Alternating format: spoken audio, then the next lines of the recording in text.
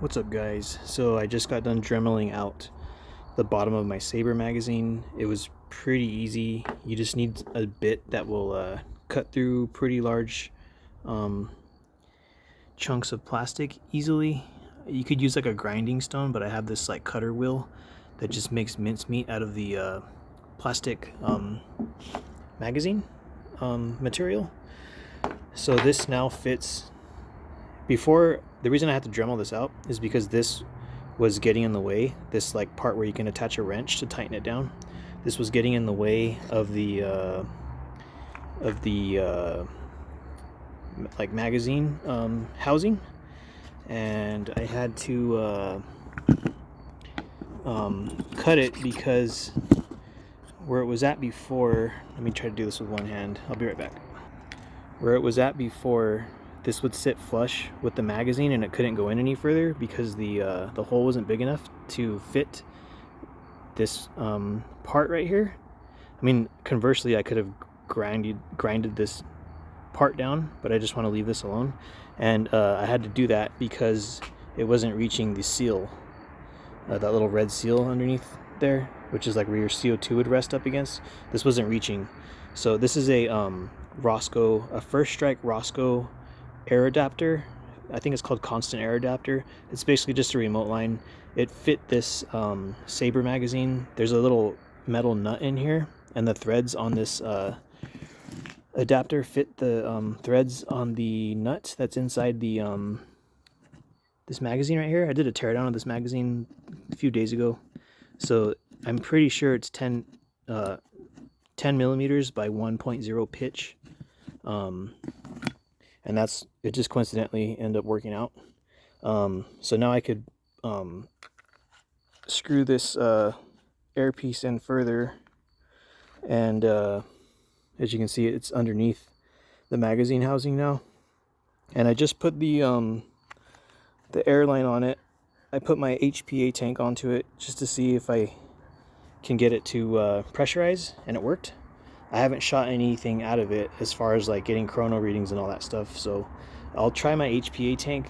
This is an 800 psi output HPA tank. It's at about 1100 psi, so it should have enough power in it to, keep this functioning at that 800 psi output. And I also have my CO2 tank, which is about, I'd say 65% full or 70% full. I forgot to weigh it. I was all excited because I got home, I had my Dremel, and then cut this out. It took me like 5 or 10 minutes. You don't want to cut too far in there because you'll cut the support for the nuts that's holding this in place. So I'm gonna air it up and be right back. Alright, you guys, Alien Play 7.2 gram balls. This is my first batch of Alien Plays that I ever purchased. So these, the bore size is kind of small. Like 6.7 pretty much. I'm gonna put the magazine in here. There's no airline attached to it yet, so magazine. I tried it with the magazine out and it pressurized fine. There was no leaking or anything. So now I'm connecting the airline right here, because normally you can only use this with 12 gram CO2s, but now that I can do this, I don't have to use a bunch of 12 grams to use this. So here goes nothing. But I mean, I've already done this, but I haven't shot anything out of it to see power readings and stuff. So I'm airing up the valve right now. I'm not sure if y'all can see that. So I'm airing this up, and it's pressurized. I don't hear any leaking or anything. So I'm gonna throw this in my backpack and then get the chronograph and start shooting. Or chronograph right here. Start shooting. Alright, you guys, Sabre on an airline. I hear a tiny leak, but I think I need to tighten the air adapter up a little bit. But I want to see what this does. This is on HPA, so I don't know what it's going to do as far as power. Pretty trash. 160. 160. 162. I don't hear that hiss very much anymore. 162. This is just an 800 psi HPA output, so I wasn't expecting it to be stupendous or anything. In most of my markers, that are sort of similar to this, where it needs a like, it's basically a less lethal, it's not a modified paintball gun or something. Most of them perform way better on CO2, like that big tank. So I'm going to pop this mag out. You'll hear the hiss because that's normal, it always does that. And I'm gonna deconnect my HPA tank and then connect the CO2, and I'll be right back. So to depressurize this the correct way, I can't just pull this line off because there's a lot of pressure still like residing in the line and the marker. So I turn off my air valve, so this is off now, and I'm just gonna dry fire this. I'll probably get like 4 or 5 shots. It's 9. So pretty much all the residual pressure is out. So now I can disconnect my line. Still had a little bit of power in there. But yeah, if I would have did that when it was pressurized before I shot the 10 or 12 shots or whatever, it would have been more, you would have heard a much louder sound. So I'm going to connect this one and see what it does. Alright, you guys, I tightened this down a little bit more. The adapter, I think I was able to turn it like 1/8 of a turn more. It's a little bit hard to get it because there's no grip really, so I got to get my nails and pinch the flat sides of this adapter and then twist it. So I did that, and here's the mag. I'm going to air it up without it attached inside the marker. So there's the mag. Let me lift this up a little bit. Here's my CO2 tank. I'm going to turn this valve and turn it on so it's pressurized. So this magazine is pressurized now, and I'm gonna load up alien play balls in it, and I just want to show you guys that, you know, it can be pressurized outside the marker because that's how it is if you're running it on a CO2, a 12-gram CO2. And I can easily remove this air adapter, this pipe thing. I can easily remove it, put the original twisty thing in there, and then run this back on 12-gram CO2s. So I'm just putting the mag in. Magazine is in the launcher now, and I'm using the 7.2 gram alien play aluminum balls. I'm gonna throw that in my backpack. I'll be right back. All right, you guys, Sabre on CO2. I think the highest I got on a 12 gram is around 250 feet per second with these alien play balls, and that's, I think it was like 23 joules or like 22 joules or something. So I'll see if I get constant hits that high or if this is low. No, pretty good. 242, 244. That's much better than the HPA. 244. But you know, like I said in a couple of different videos, if I had an 1100 HPA tank, 1100 PSI output, it might do better than this. 246, 244, 242, and last shot, 242. So there's no big bump in speed so far from using a remote line in a tank, which I didn't think there would be because the insides of this sort of prevent that from happening. What I would have to do is tear this apart and figure out if there's a regulator, if I can change springs, if I can change some seals, change an O-ring. Like, I'd have to really tinker around with the inside of this, which I'll eventually probably get to, but I just want to have fun with this before I screw anything up, because I'm not a master at modding things. But I have some general knowledge of what I could do, kind of. But yeah, I took this apart already. The internals look pretty crazy, and like it looks like a FSC sort of on the inside, but like a dumbed down version. I was looking at some videos today and pictures of FSC regulators, and a couple of the screws on the inside of this marker are the same, but it's slightly different. I'm gonna pull this off. I turned off my tank, my air tank, turned it off. So that, again, that's totally normal. I just want to depressurize this, and I'll do some chrono shots, but this is going to be pressure off. So all the pressure in this line and whatever is in the magazine in that pipe, that's going to be what this is chronoing right now. So I'll be right back. Alright, you guys, pressure is off on the tank, and I'm just seeing what this does with no pressure being fed into it anymore. 234, and I'm pretty sure it's going to go down. 226, 220, 210, 200, 194, 184, and I'm out of rounds, so I'm just gonna mag dump.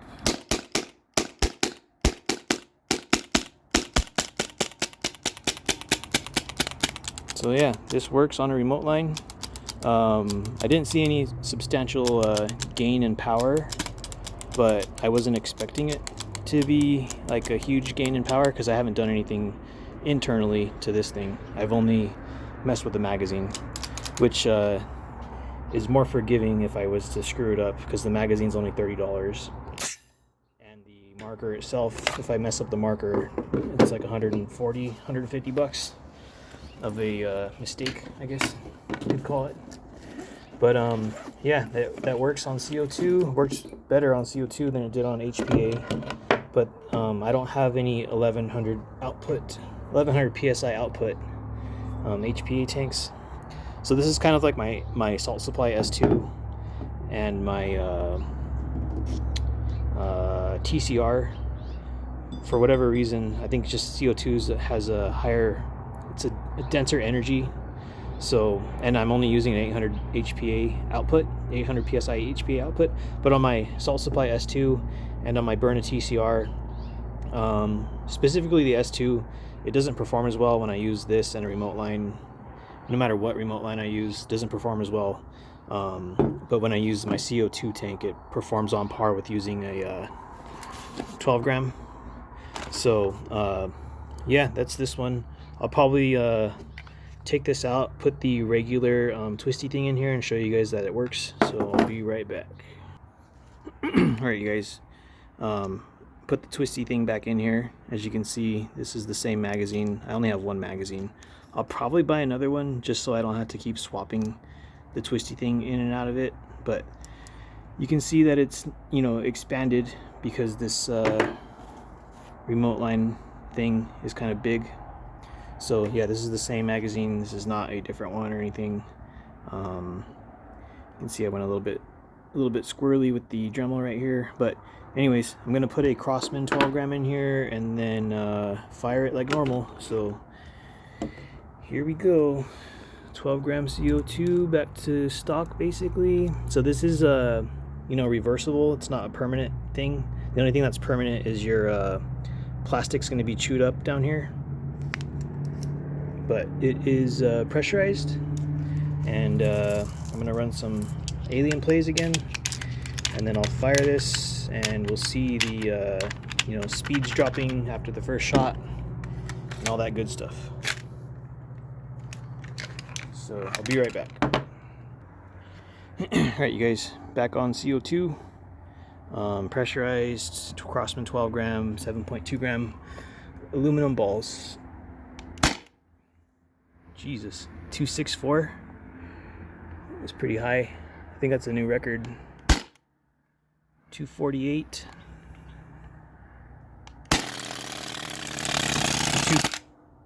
232. I don't know what that was, but I'll try shooting again. 166. Lost a lot of air from that farting. 154. So 154.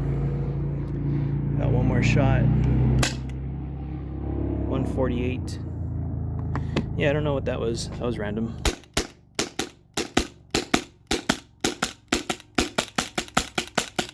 I have to keep playing around with this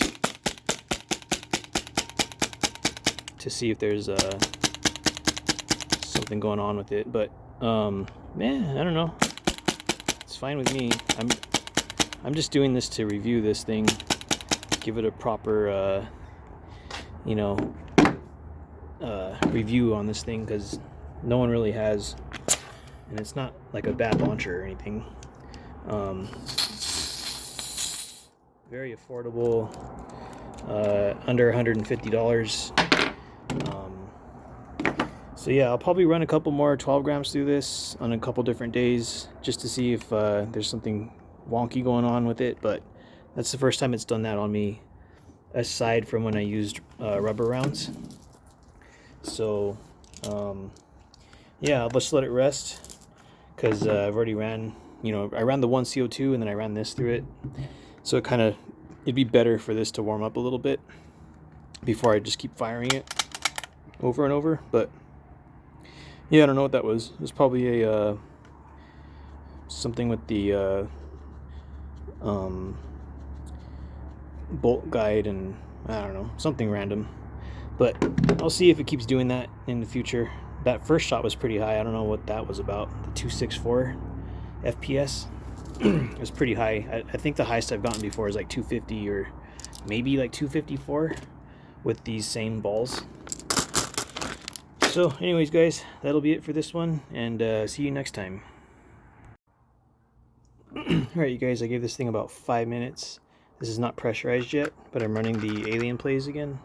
I just want to see if I get that random farting or whatever happened. So I'm loading this bad boy up.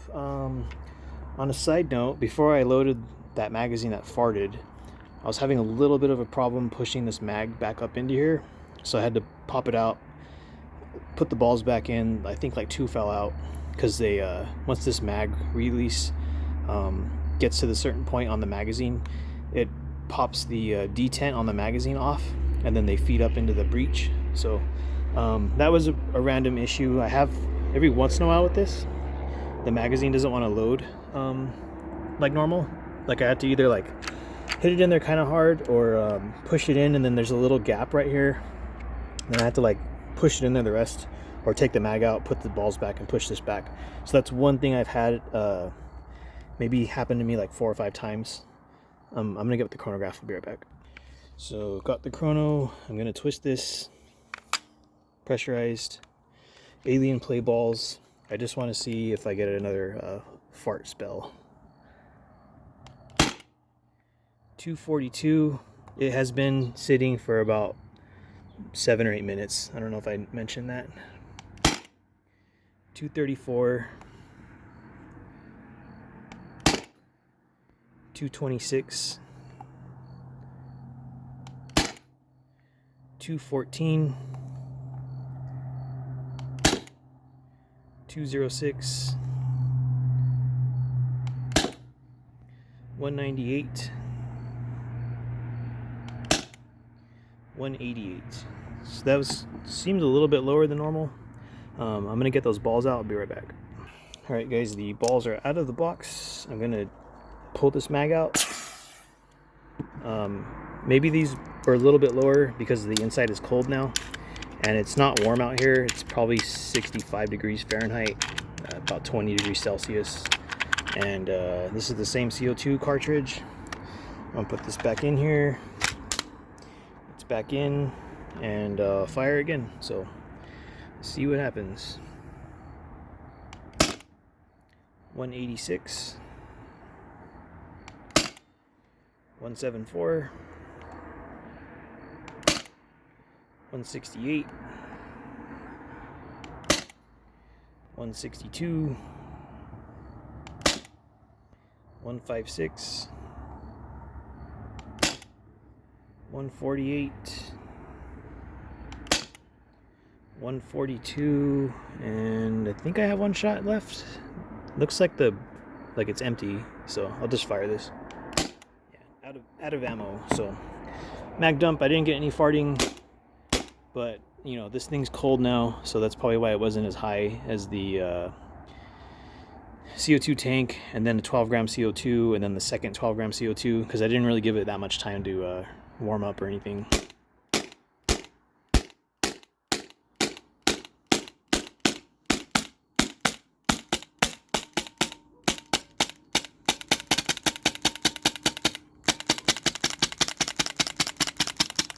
So yeah, I'll probably order another magazine, because it's been chiefing it so far, and then I don't want to keep on switching between getting my little hammer and pin and popping this thing out and then putting this in there and stuff. So for me, it's worth it just to have a second magazine, like a non-modified mag, even though this is hardly modified. All I did was dremel out the plastic a little bit. There's no other, like, I haven't done any other modifications to the magazine. And then yes, I did clean this off. I cleaned it off after I dremeled it, but I cleaned it off again just to get any other random debris or whatever. I'm probably going to clean it one more time with like a Q-tip and stuff, because I was just using my finger and my fingernail to get the plastic, plastic dust or whatever from the Dremel out of here. So yeah, that's the Sabre mag with and without a remote line attached.